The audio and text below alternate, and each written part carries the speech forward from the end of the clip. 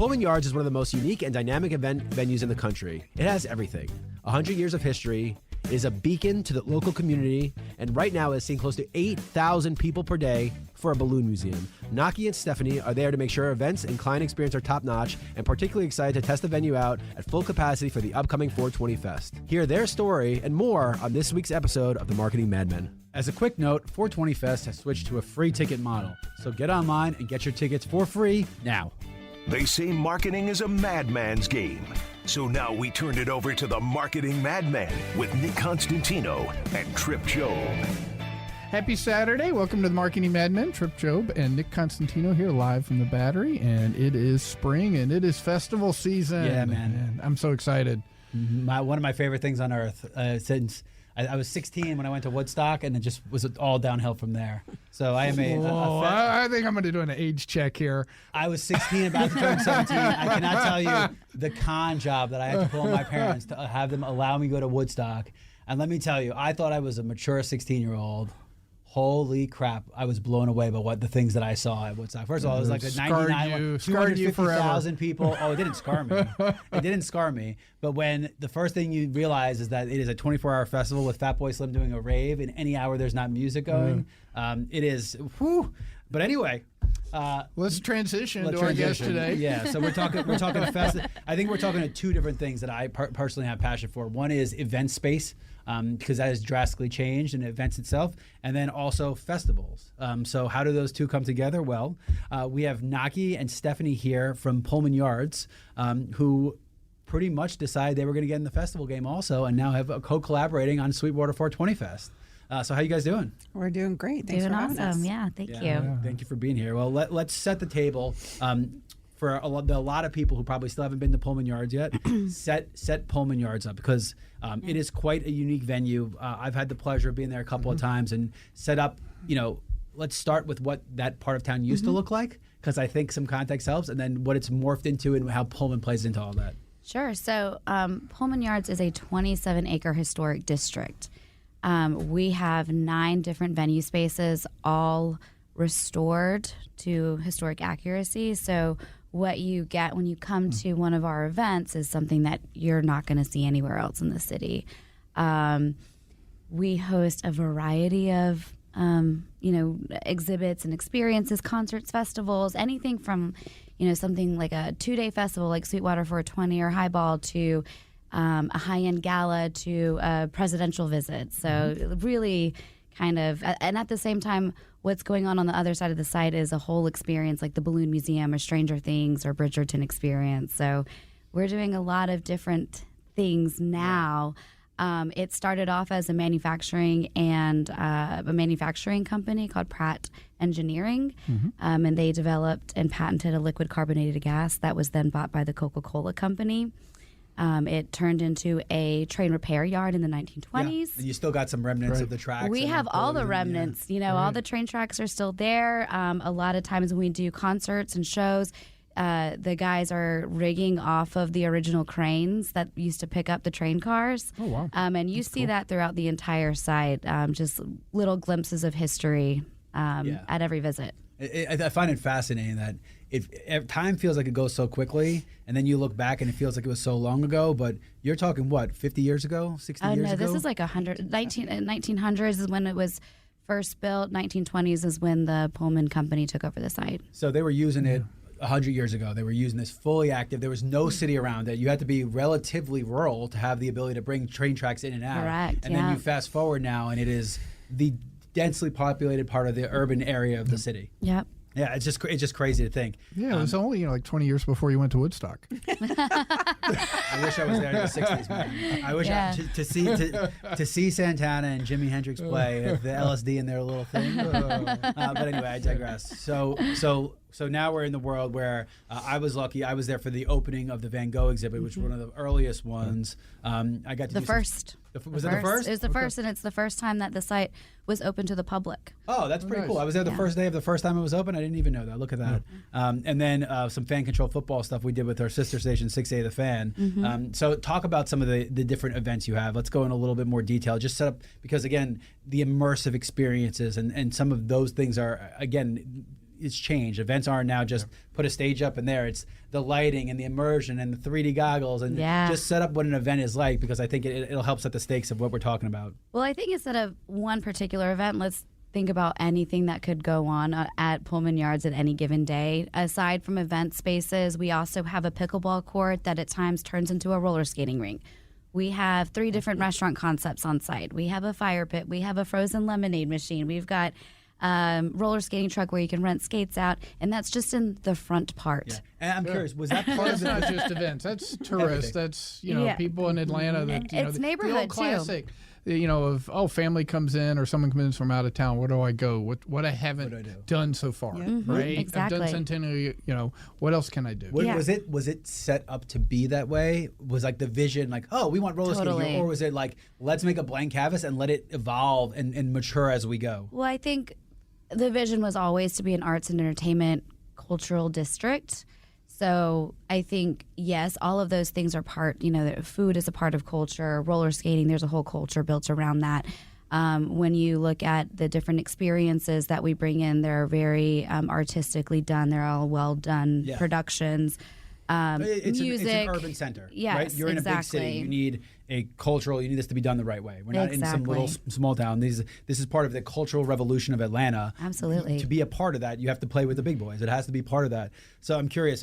I have to imagine with all the permits and it took years to build this and plan this. I have to imagine that the decade or so when this started being planning, that area looked very different than it does now.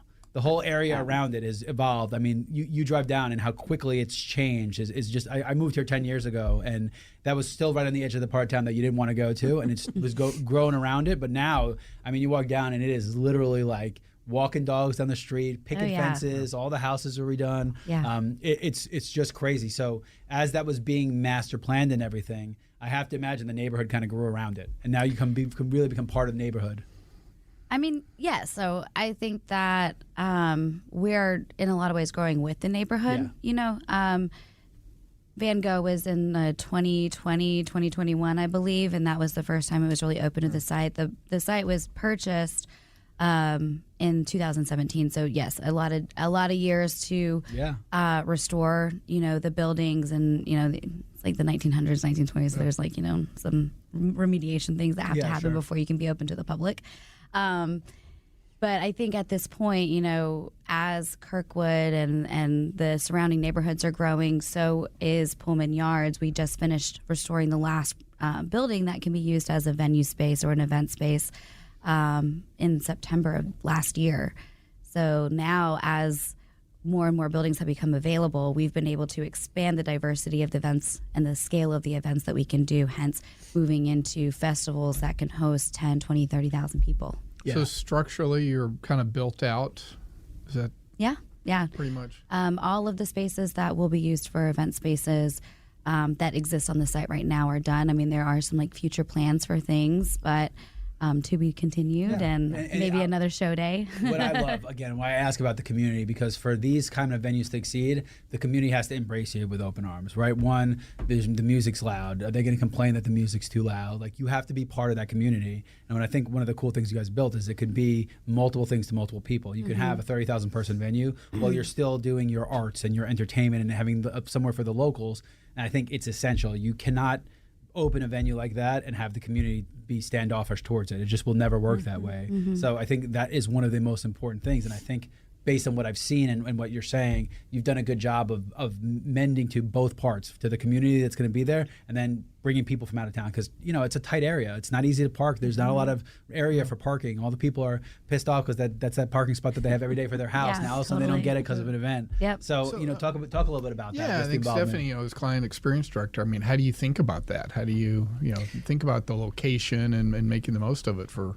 Yeah, well, the interesting thing is I kind of have two different perspectives, because as you and I were talking about earlier, I used to work for a company called Fever. And Fever is known, Fever started as a data company, but it's known for these very large immersive experiences they do with large partners like Netflix and Warner Brothers. So when we were looking at sites in and around Atlanta, Pullman really was known and is still known as the space to do immersive. You made a comment earlier about how events have changed, and they really have. People are really craving experiences. as their event. You want to bring them into a world. And the cool thing with Pullman is they've emerged as that space in Atlanta. Like, that's really what they were known for.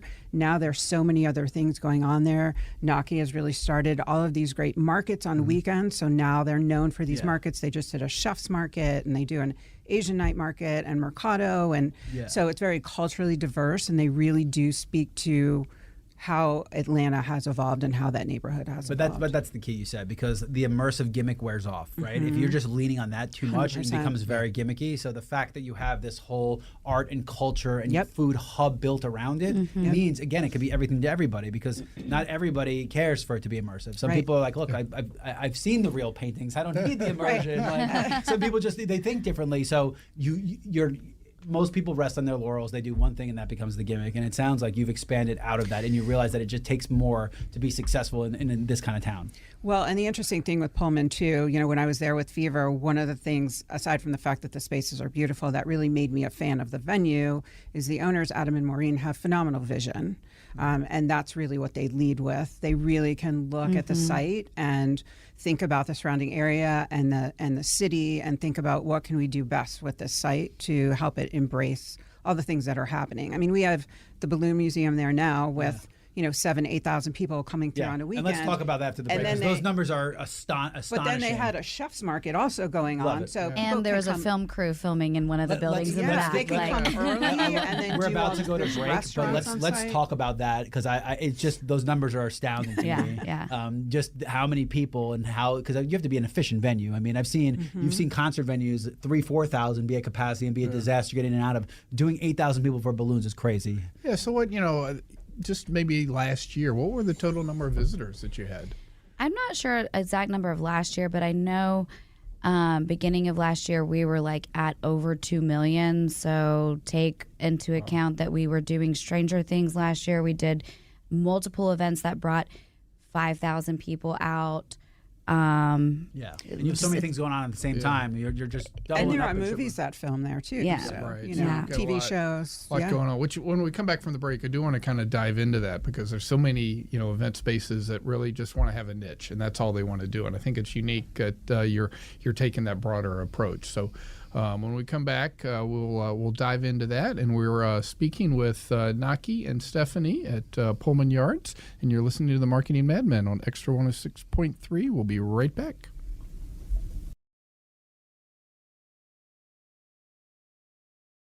Now back to the Marketing Madmen on Extra 106.3 FM. Welcome back to the Marketing Madmen. Trip Job and Nick Constantino here with our guests Naki and Stephanie from Pullman Yards. And right before the break, we were talking. You've brought 2 million people already through. Yeah, over 2 million at this point for sure. Yeah. You're doing some just really neat things. So, I mean, how do you think about that? What's the we're talking about the Balloon Museum. Give us a view of the capacity, what you're seeing, and how that may be different from other parts of your experiences. Yeah, so, I mean, the Balloon Museum is wildly popular. We didn't even anticipate the look of surprise on your face when you're saying those numbers, when because you we never know. Got the notice on, I think it was like a Thursday, before the weekend that they opened, that it was like 4,000, and then all of a sudden it was at 8,000 people plus on the first day that they were open. We were like, oh, okay. And we anticipated, week by week, maybe this would go down, but it hasn't. It hasn't gone down. And oddly enough, we were able to have the finale of So You Think You Can Dance with Natasha Bedingfield there, film in the back of the site, at the same time that we had a very high-profile event going on the other side of the site, while the Balloon Museum was going on, while the restaurants were operating. And, somehow we have really pulled it off, and we're very proud of that. Market a Balloon Museum.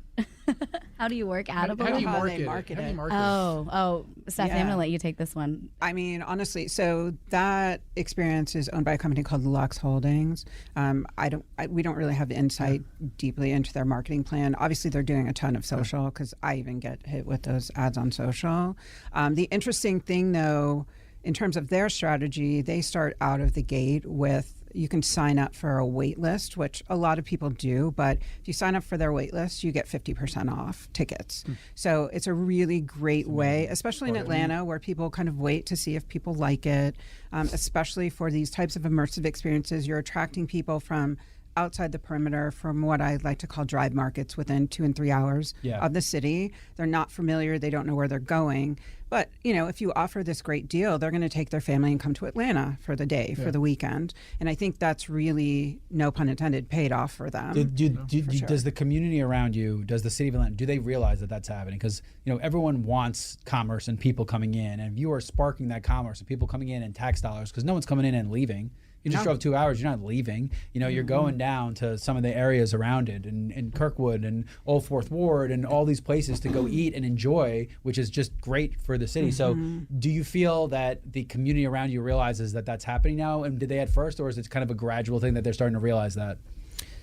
I mean, I think anytime that you have a business like this and you're growing and the community's growing, the relationships are constantly evolving. So it's constantly working with the neighborhood. I mean, the venue, Pullman, has really good relationships with the city, constant communication with the city, with APD. So, none of it's secret. Sure. They always know ahead of time what's going on, and we're always working with them on street plans and, parking plans and all that stuff. And it's a little bit easier to get the police on your side when you're driving such commerce, right? It's a little easier to get the city on your side when you're like, oh, look at our numbers. All of a sudden, you got thousands of people coming in from out of town for this attraction.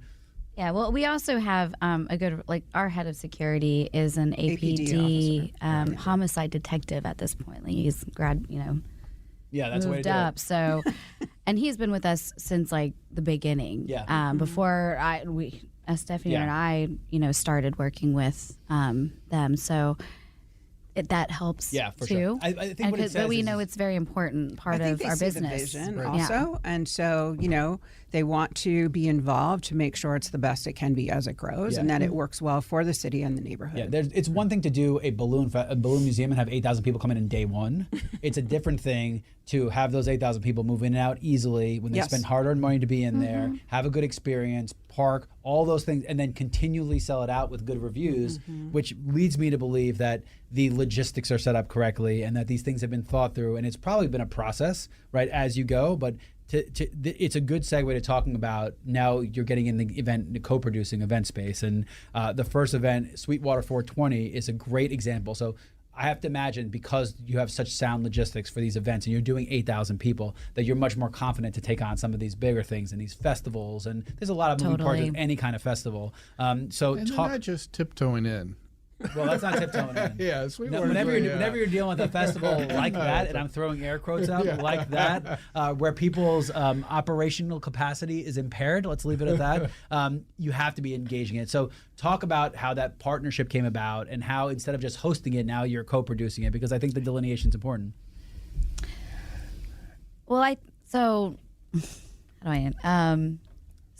basically SweetWater came to us and was looking for a space to host the festival, and that's kind of where that was ground zero for this all, and then we've just continued to talk through hosting the event over months. And I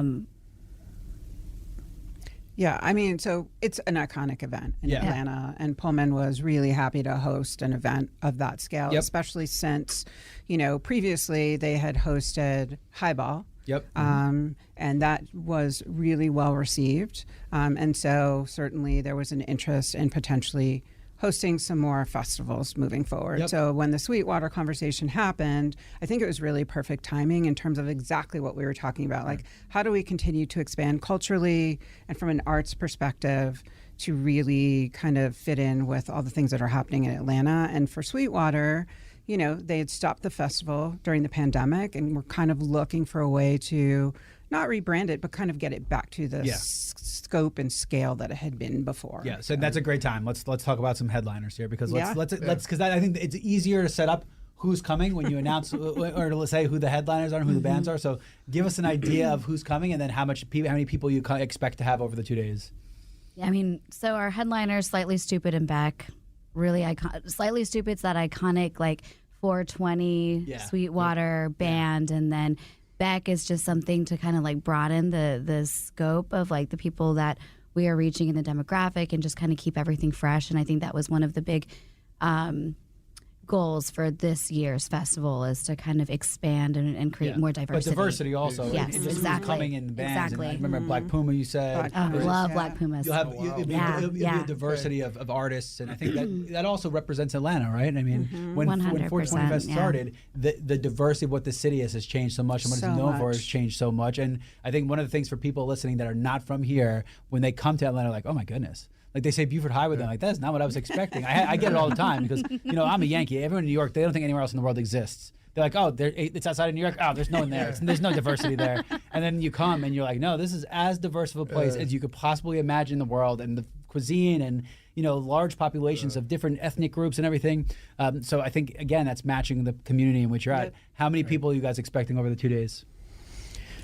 I mean, We can guess. It's okay. yeah, somewhere between 10,000 and 10,000, 15,000. Good. Yeah. That's the right number too. You Yeah. don't want to get too big. I think that's No. your sweet spot where it still feels small enough to be enjoyable, but not big enough where it feels like it's $62 hot dog day, and like you have to be good, and you have to wait in the bathrooms and they're destroyed. And Yep. speaking as a former Live Nation employee, I think I'm allowed to say that. So, all right. So from your perspective, I would assume that that diversity then, for Pullman Yards' perspective, it helps bring people that might not have come otherwise. 100%. yeah. Totally. Both sides of the spectrum. People who are consumers, but also businesses, are like, hey, I want to do my thing here. I never even thought about this. Yeah, and the great thing too is, and obviously I don't work for SweetWater, but SweetWater started, 420's Fest started for them to really support and embrace the things that were important to them, which was, the environment, beer, and music and entertainment. So it still checks off those boxes, but to your point, it's just sort of expanding that footprint and helping them grow the festival, not just from a size,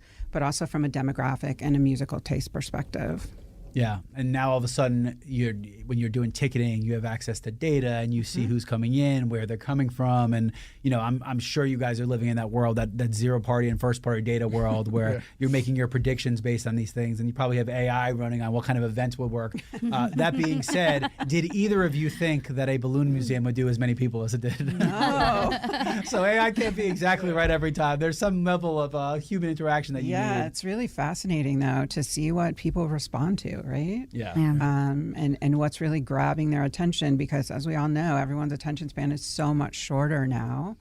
So to see, to Naki's point, not just the 8,000 people come through the first day, it's happening over and over and over and over. It's pretty fun. I think as someone who's been in live music, I think that's why you're doing it on social media. That tie to that experiential and that FOMO and all those things are literally leading an entire industry right now. That's why people 100%. are paying. They might take their 16-year-old daughter to see Taylor Swift, but they've sold their 4-year-old daughter to get the money to be able to do that, because that's the only way that you're going to these concerts. And it's wild to watch what has happened, but it is that experience that you have to have now. It has to be tied to that experience. So social media is the place to advertise, right? Because if they see it and then all of a sudden in their feed they saw that their friend took somebody, then they want to be there. Yep, so 100%. the industry is fueled completely by that social media and that experiential thing. So take advantage of it while it's there. Who knows? But the good news is you're also positioned, if it was to go more acoustic or smaller venue, you have the capacity for all that also. Absolutely. You're not locked in.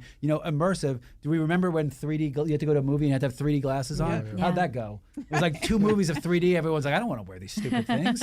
So who knows the trends are, but it sounds like the venue is built. So why don't you give us some other upcoming events, what you have going on, give the sizzle, because I think when we were talking, just the diversity to go from 420 Fest to potentially some more classical music and stuff. It's just awesome. So give a little rundown of what's going on. Yeah, I mean, just this weekend we're doing Asian Night Market Friday. On Saturday we have our weekly Chef's Market starting at 1 p.m. and then in the evening we have a private event with the Paideia School. Yeah. Next weekend we have Chef's Market, and we are hosting Jack Daniel's Art Beats and Lyrics. And then we get gearing up for SweetWater 420 Fest on the weekend of April 20th and 21st. Following that, we're doing a podcast festival. Cool. With another. We didn't get invited. With another. I don't think they put business podcasts in there. Okay. And then the weekend after that, we are doing a small a business conference with a financial institution. Yeah, you don't get much more diverse than that. And so you go music, podcast, business, just in the month of Well, April. that's part of your strategy, it sounds like. You're Yeah. not trying to just be, one thing. You're not trying to, and I know you've done some of these, but you're not trying to be a wedding reception venue, right? And there are places that's really what they want to do. There's good money in wedding receptions. Oh, no, dude. I It is know. a And beautiful have you space seen- for a and beautiful I've had wedding. friends on who it. did their Have you seen these there. Indian weddings? Right, but there are certain places that's all they want to do, and it doesn't sound like that's your focus. Yeah, and I think it's sort of that interesting middle space, which they do very well. They're also not trying to be all things to all people, right? There are these very distinct buildings, and it seems to attract sort of a very interesting taste in terms of what people are trying to accomplish. Yeah. It's an urban thing. It is Yeah. a city goer Yeah. urban concept of what it is, right? Like those spaces don't exist suburban. They're not repurposing buildings. It's not as much of an arts focus. So it fits the cultural hub of Atlanta is what it needs to be. And it's an absolute labor of love. You know? The Yeah, amount of work it that cannot be easy. has gone I got to into see these buildings. when fan controlled football. I did a hard hat tour when they were building it out, and I was walking through, and I was like, "This is going to be ready by when?" And they're like, 4 days. And I go, You wouldn't believe better the have kind of things 200 that we're people able to going on. accomplish. I mean, it was for the first time. Usually when I do the hard hat tours, I'm like, oh, give me this stupid thing. But I was like, no, let me have this hat on. I buckled it, I tied it. I'm walking through like this. And they did it, and it was really cool to see. And unfortunately, they had their financial troubles like every league after. But to see they built this arena in the middle of the city with people looking in, and because it's modular, there was a practice field. It was crazy, and there's lights, and you're flying across, and there's these cameras that are following people. It was wild to see. But if you can do that, you could really do anything. And that's the thing is the technology has changed that allows these modular units to be built. And you can turn that place over. I have to imagine 2 days you're turning that place over. I mean, again, we had So You Think You Can Dance just filmed the most recent season there, and just watching that space evolve into, because they usually do it sort of in a theater, or evolve into that studio with the stage. And now I've watched a couple of the episodes, and the buildings look beautiful, but it's really fascinating even just to watch that process. Yeah, I think there was a weekend where one night it was like a 5,000 person Turnpike Troubadours concert. The night before it was a corporate event for Compass Realty, totally built out, totally furnished, tore all of it down. Did a rock show the next day. So what are some things that you guys have realized? So let's talk about each individual thing, because I'm curious. I think so what are some observations you have from watching all these corporate events? Like, what are things that you see when these go on? What advice do you have for people for when they throw their own corporate events? Let's flip this the other side. Talk about just what you see, because let's talk about concerts and all these different things. What are you guys seeing? Because you're in the fire. I mean, you're seeing this all happen. Well, I think kind of going back to the experiential thing, I think what I'm seeing a lot of is these business, more conferences, and even theatrical things. They're trying to build in that immersive piece to whatever it is that they're doing to kind of open up their brand and expose their brand and create a little deeper of a connection with whoever is coming to visit. So that's something that I've seen trending. So you're saying lot. a brand interacting with a consumer. That's what they're doing this for. Yeah. Yep. And wouldn't you say that, from my experience doing these, that first couple of minutes is so important, right? If you're going to really go all in. Trip. Cool people don't show up on time. Well, no, cool people don't show up on I'm time. not talking about the cool first people nonchalantly You're walk talking in. whenever you walk at whatever your experience is in that first 4 or 5 minutes, whether you're like Nick and you're 25 minutes late all the time or whatever, the first you gotta few pre-drink. minutes, You have to to me, that pre-drink. is so important with those It is, and it kind of goes back to what you were talking about before with logistics of the venue and all that stuff. Really, for us, we look at it the same way. Yeah. So it's the first time you drive in, that's when the relationship starts. Yeah. So that whole process needs to be really well thought out and efficient, especially considering we have a lot of people coming who have never been to the venue, never been to that part you of walk Atlanta. in grumpy, right? What's it going to be? Right. So we want it to be a great experience as soon as they drive down the street and turn into the property. Yeah, because if you're coming on a weekday, you sat in traffic, let's just say, no matter what, and then you're down in a really tight area with lots of cars parked in the street and everywhere. So I think you're right, Trip, grabbing their attention at first. But I also think because you've had so many events, you get to see so many best practices that you're like, oh, well, you know what, this is a concert, but maybe this would apply to the business side, and you get to go both ways, which has got to be cool, because like Tripp said, if you're just a one trick pony, then all you see is that one thing. Yep. But because of the diversity, like, you know, the Van Gogh exhibit is a great example. Well, what if it's pictures of them that are immersed over the wall? Like, yeah, that's a pretty cool experience for a That wedding is a to see cool something like that. And the capabilities exist, and you've seen it. So what about so other venues, like you said, So You Think You Can Dance, right? How do they set that up? What were you surprised by seeing that be set up? I mean, it was a sound stage, basically. We have a space that's called Porter Hall. It's 38,000 square feet. They turned it into their sound stage for their challenge rounds and their, you know, finale, and just like that for the final contestants that made it through auditions. So, I mean, it was a pretty massive setup. Are you guys getting love? Stage. Are you guys getting love while that's happening? It's not my show. I don't watch it. But were they saying we're in Atlanta at Pullman Yards, or were you just there? I mean, they did so many drone shots, Cool. and when I watched name the is just first like- episode, Yeah. there's a building on the property that says Pullman. I mean, it was constantly shown. Good. You can tell when So it's alluding to. They're not definitely saying it, but you can blatantly tell, Oh, which for is sure. which is a great 100%. thing. for sure. Yeah, it was. And do you see spikes in web traffic? Are you watching that stuff? Like, if someone was to go in, would you see a spike in searching for Pullman Yards? Like, do you guys look at that stuff? I have to imagine, right? You would imagine if your name's all over a TV with a couple I million would people. assume so. I mean, I'm not on the web part of the things, but I would assume that. And I mean, we have a pretty healthy, you know, newsletter subscriber list. Like we're doing a good job on our marketing side with Instagram and everything else. But it would be interesting to know, like, air date and time, And if there's a spike in. Yeah, Yeah, something and to look certainly into. just that- inquiries for the corporate events. All right. Yeah. Do you see any type of pattern with the inquiries that you get, and are they related to when like, So You Think So You Think You Can Dance airs. drops or Yeah. things of that nature? I mean, I think Certainly if exposes it's, us to a new audience. Yeah, it certainly helps the sales team that's selling it. Everything probably that like, we "Look what you do did here." exposes ourselves to a new market. So there's like the one pattern that I do find is if we do a certain type of event, all of a sudden there's going to be 10 to 20 more Yeah. events coming in asking to do something similar. So Which, if we, which isn't heard always a so-and-so, good thing. yeah. That's such an Atlanta thing, right? Like, there was no Neapolitan pizza place, and then there was one. There were 40 the next day. There was like one ramen place, and then Yeah. next day 52 ramen places. Yeah. Like, I wonder why we didn't succeed. Well, we needed 8, not 52. But it's such an Atlanta thing. You do one event, and it's like everyone's rushing to do that thing Totally. also. But Totally. sometimes it's just because. but it look, also works for us in a lot of ways too. You do one like really solid corporate event, and then people are like getting the word out there, because I mean we can do everything from just we can do a gala, we can do an after party, but we Yeah. can also do the whole conference. isn't it odd for such a big city that it's such a small city? That it feels Right. so small. Everybody knows everyone. Everybody Stephanie knows. knew everybody in the Mikey. station. Yeah. No, everybody knows Mikey. Mikey's been a promotions director for 25 years, 30 years. But there was even somebody, we were doing a client walkthrough, was it Yep. 2 weeks ago? Yep. And the person handling He their was power? the production guy. I looked at him and I was like, yeah. wait, I knew you like 15 years ago Yeah. when I was with Concert Southern. So, yeah, So it's kind of funny. this is a more curiosity question. Do you ever ask any of the corporate, clients that you're doing if they actually have to work in the office or not, or whether they're just doing an event where they bring everyone into the city? But I bet there's probably more and more where you've got work from home, and yet then you go do an event, and no one has a problem, obviously, coming down Atlanta for an helps. event. Just the Yeah. vicinity to the airport, and how big of an airport, and how many flights are coming in. This is where you'd want to do it. Like, you, especially right now, it's March, right? It's great here, but it could be snowing in anywhere else in the Yeah. country. So where are you going to do it? You do it here. Atlanta's a great city to put on an event and to put on a business event if you're going to bring people in, either nationally or even internationally. You know.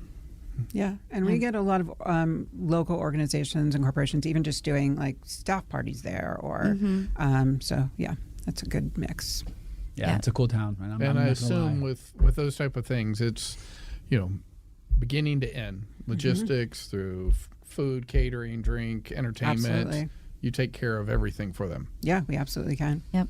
Yeah, which is exhausting, but at the same time, that's what people want, right? And that's what It's makes the experience hospitality. what it is. It's got to It's be. a lot easier, having one source to do everything versus having to have 4 and 5 different contractors, so to speak. Yeah, and we have a lot of those vendor relationships, so it makes it much easier for them when they come in. They're not having to scramble to try to figure out who they should use. So, yeah. And when you look at like production companies and rigging and those kind of things, their HVAC, bathrooms, the logistical parts of it, a lot of these people have been doing this with us and Yeah. have been here for multiple events. So they important. know our buildings, and so it makes us feel a lot better too, because we know that they're going to take care of the space. So much more. Like if it's a beer festival, everyone's gonna have to do pee more. So you need more potties. You need more potties for everybody to make pees. So you gotta think. You gotta think of those lucky things. for us, we have those relationships. You gotta think of those Can things, you right? even handle talent? I mean, if corporations are doing an event and all, Absolutely. do you handle that? Yeah. Okay. Yeah, I mean, we that's another area. I did a lot of those during my career, and it's just one less person. You have to We go even to. have a building, Porter Hall, that Naki mentioned before, that has built-in green rooms. So, right. yeah. Wow. Yeah, Well, that's cool. Well, sometimes it depends what company it is. Sometimes if you're in a certain company, whoever's running that conference, that's the only celebrity that's allowed. God forbid we upstaged whoever's throwing that conference. That's what Tripp used to do, actually. He's like, no celebrities. I'm it. This is me, and then no one else is coming. Dress me up, get my makeup ready. No one else is coming. I had a low bar. If you're not, I don't think we're considered celebrities, especially since we didn't get invited for the podcast festival. change that. But maybe next year we'll do change that. So, but no, this has been fun. I think when we come back from the break, maybe we'll talk about some of the just fun things that you see at festivals and some of the other fun things you can do at Pullman Yards. So you're listening to the Marketing Madmen on Extra 106.3, and we'll be right back. Now back to the Marketing Madmen on Extra 106.3 FM. Welcome back to the Marketing Madmen on Extra 106.3. Nick Constantino and Tripp Job here with Naki and Stephanie from Pullman Yards, and let's talk about some fun moments. So I will set the stage with my fun moment.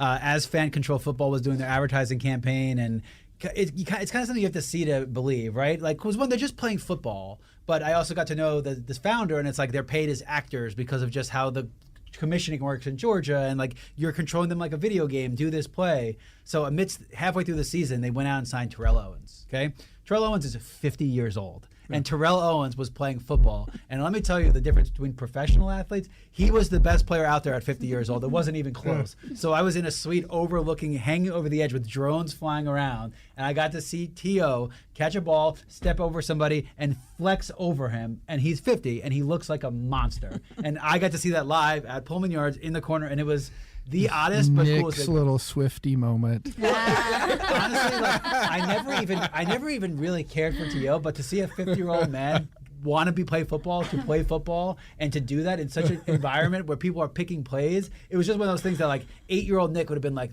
no way you saw that. And I got to see it all in real time, and it was just a cool experience. Totally. Like it was just a goofy, cool experience. So I think talk about some other things that you've seen that you really enjoyed. Whether it be Stranger Things and just the fanfare that follows these things. Just talk about some fun you guys have had.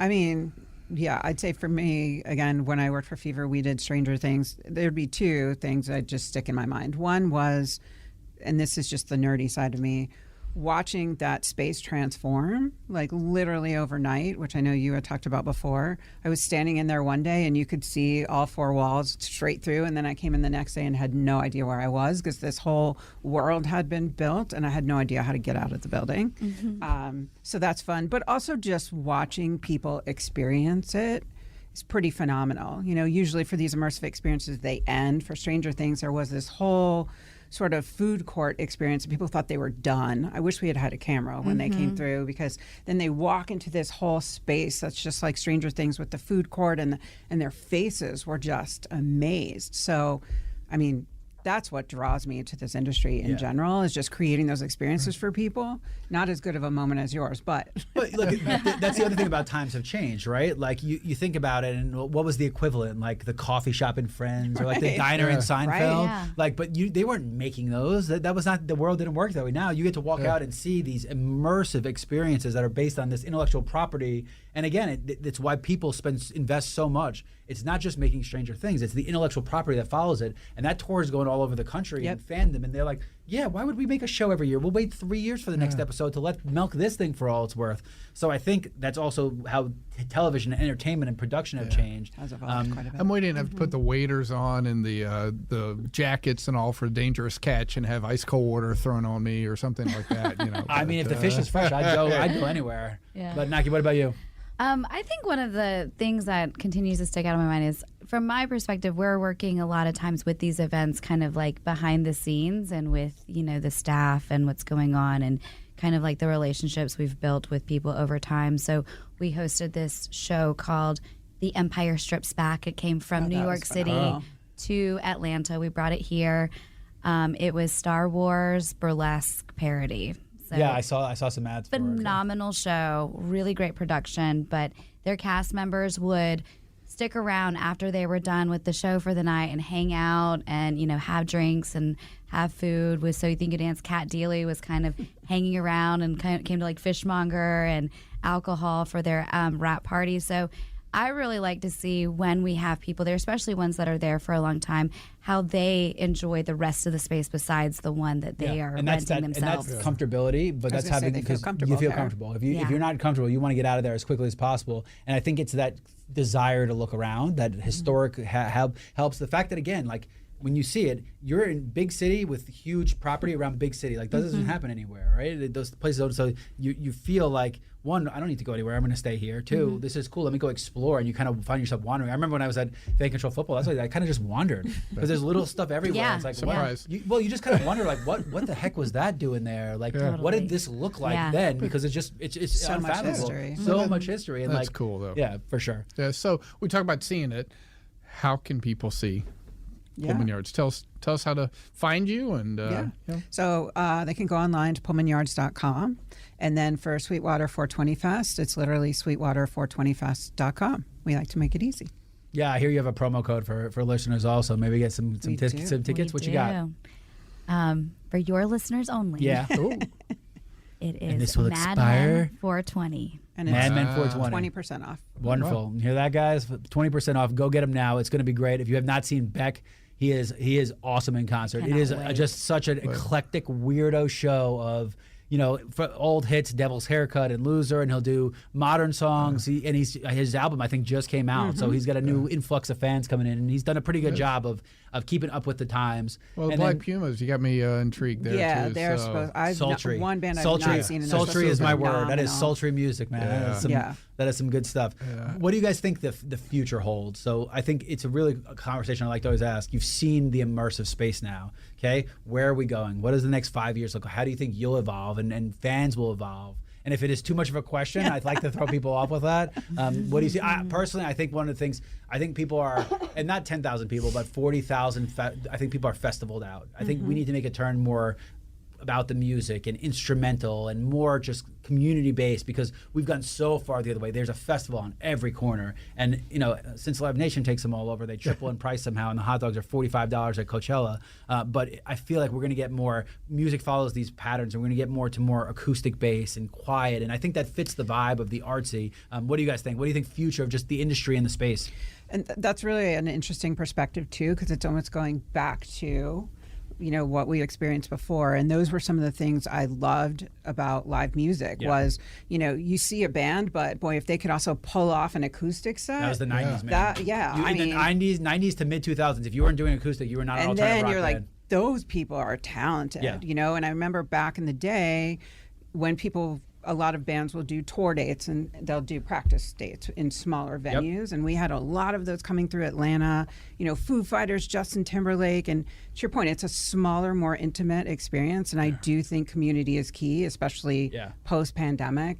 People want They're a new shrinking. connection. The communities are shrinking too. Yeah. And I think the artists sometimes will try things that way too, right? And sometimes that's the beauty. Of course, we all want to hear the hits, but sometimes when they try something a little bit different, right? Yeah. And I think you're right. It's a test of how good an artist is, because it's really easy with modulation to hit a guitar, but to play acoustic with just a guitar playing into a microphone and singing is not, especially if one guy's doing both. That's what I'm That is saying. not easy. Dave Grohl did Everlong with playing the guitar and singing, and I was like, okay. I thought this was Nirvana's drummer, not his own talented musician in that. But I remember seeing still- Chris Cornell do that. It's just astounding. Well, still, one of our favorite, I mean, Yeah. when you and I were there, was at the Braves Country podcast when Ed Roland came up and, the world that I know acoustically just with a guitar. well, it was freaking I'm gonna butcher the unbelievable. poor lady's name. Do you remember who the three artists that were there? Oh, Michelle Malone. Oh, Michelle Malone. Michelle, she was a yeah. doll. Okay, so she Yes. played, and I was like, "Wow, she's awesome." And then Kevin Kinney played. I go, yeah. "Wow, he's awesome." Yeah, and then Ed And then Roland Ed- played. I go, "Okay, that's with the someone difference." else's guitar. He just grabbed someone else's He guitar. grabbed Kevin and played- Kinney's guitar right, off the and just stage like- and did "The World I Know," and he was